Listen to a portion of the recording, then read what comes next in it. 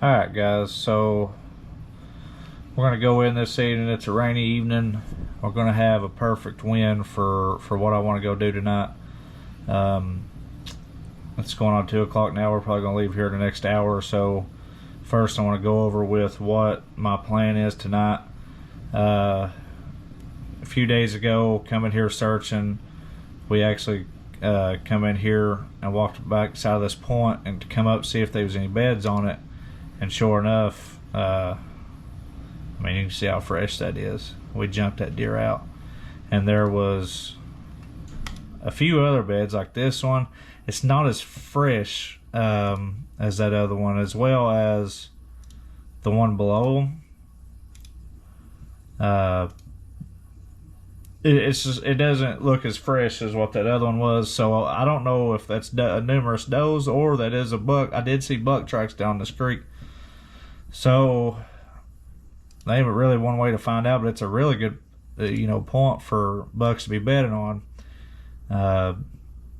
Realistically, they're going to want the wind to their back coming off the ridge if they're bedded here, and to where they can look down, they can see all this. They could see away from the wind, and where they're not looking, the wind's going to come in right over them. So, and they know, I mean, this deer knows the access point from humans is going to be right behind them. So my plan is tonight we have, first of all, a wind blowing dead north, and come closer to dark, it's going to be blowing a little bit northwest. So we're looking dead north here, so that wind's going to be perfect for that deer bedding right there.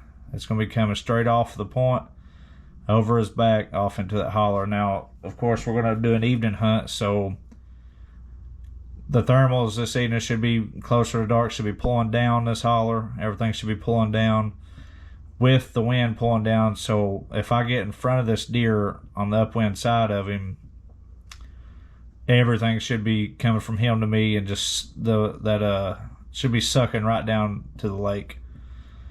So my plan obviously is to drive past them deer, get right here and park. I'm going to get out, and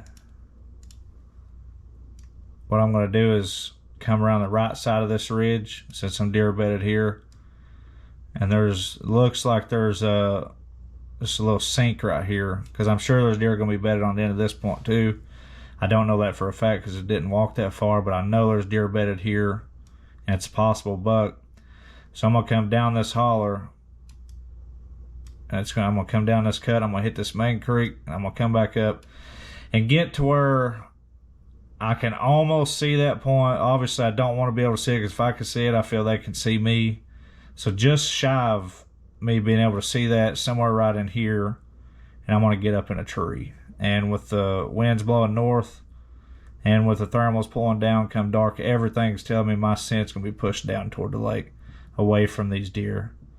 And I know they're going to be bedded right there. So that's the plan. We're going to set up right there, and hopefully before dark they'll come off of that point, come down here. And what I found, Keeley, was beach mash right here, around to the deer sign I did find. So it tells me them deer are going to come off that point and eat around on beach mash right here. So we're going to just make a loop around the deer. Hopefully we don't bust nothing here. I don't see a buck bedded here anyways. Not on a ridge like this on the side of it. At the end, absolutely. Yes, my scent's going to be blowed down, but I'm going to be so far. Yeah, they're not going to turn. These deer aren't going to turn and come up, but I shouldn't affect them as far as how they live. They're just going to keep going on down or whatever they do. I'm trying to hunt this deer right here. So with the wind, the thermals, everything's going to be perfect. And whenever we leave, I might just go straight back up this way and head back out, because that's the way we come in yesterday. So we'll see what happens. We'll go in there and try it this evening, and we'll have it on video and see if we can at least get some action, whether we kill or not. Alright guys, we made it down in this holler. I don't know if you can hear me on the camera real good, but I'm trying not to talk too loud. Right there, it's just bedded, I'd say 175 yards up there. We come around this point, come all the way down that cut, come back up. I don't recall spooking any deer over here, so that's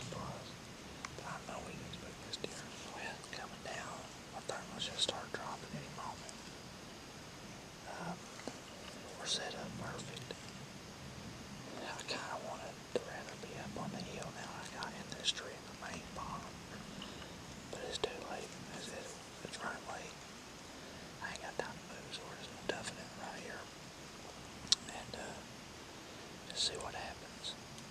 So we're sitting still, gonna stare at the dark, see if he'll come down out of his bed, come down through here, eat on all his beach here. So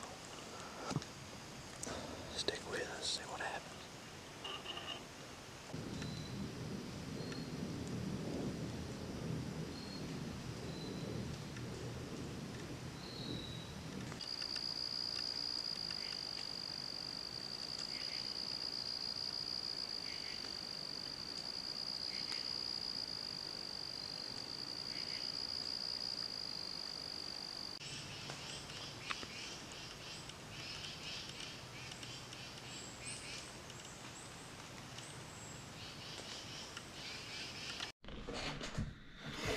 Alright guys, so as far as yesterday's hunt, we got in there, got set up, didn't spook any deer that we know of, didn't hear any deer, didn't have no deer blowing at us at least, and we got down in the bottom of that holler and got set up, and we got in there 3 hours before dark.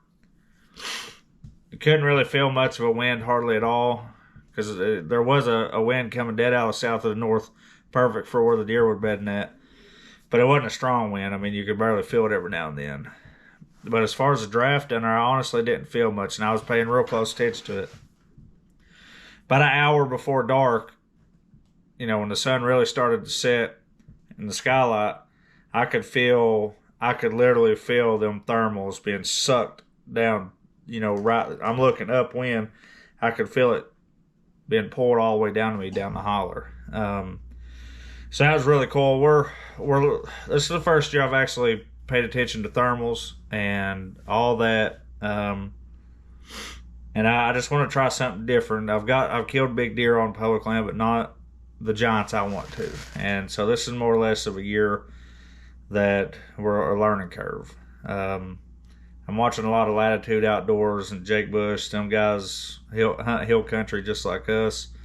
And I'm trying to go off of their strategy because I'm seeing them knock down 190-inch bucks on public using this method. So we got in there, everything worked perfect. I think that deer just wasn't back to his bed yet. You know, we did just spook it 2 days prior, and it might have been still too early for him to be back in there, but that might be a spot we try again in a couple weeks. We're getting ready to head to Land Between the Lakes and do a little hunting. We got at least 2 doe tags to fill over there, but we're at least going to kill one doe, get her on video, and then try to kill a buck, and in worst case we'll take home another doe before we come back here and try to get on a big buck. So we will see what happens come then. But yep, it was no-go yesterday, but I think that deer was still boogered from us bumping him out of his bed the other day, so we're learning here.